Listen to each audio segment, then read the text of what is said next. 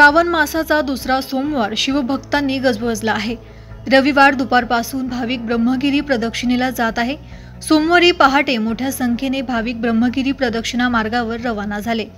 कुशावर्तावर स्नानासाठी गर्दी उसळली असून रविवारी दिवसभर त्र्यंबकेश्वर मंदिरात दर्शनासाठी आणि ब्रह्मगिरी पर्वतावर गोदावरीच्या उगम स्थानावर जाण्यासाठी भक्तांच्या रांगा लागल्याचं पाहायला मिळालं। अलीकडील काही वर्षात श्रावण महिन्याच्या तिसऱ्या सोमवारी होणारी गर्दी आणि हुल्लडबाजी तसेच खंबाळा पार्किंग यामुळे त्रस्त झालेले भाविक श्रावणाच्या दुसऱ्या सोमवारी दर्शन आणि प्रदक्षिणेला येऊन जातात। त्याप्रमाणे यावर्षी देखील दुसऱ्या सोमवारी भाविकांची गर्दी उसळली आहे। त्र्यंबकेश्वर मंदिरात भाविक दर्शनाला जात आहे।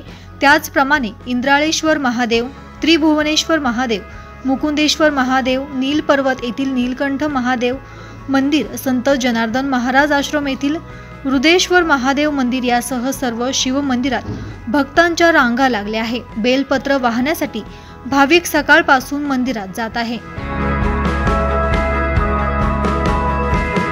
दैनिक भ्रमरसाठी सतीश दशपुत्रे, नाशिक।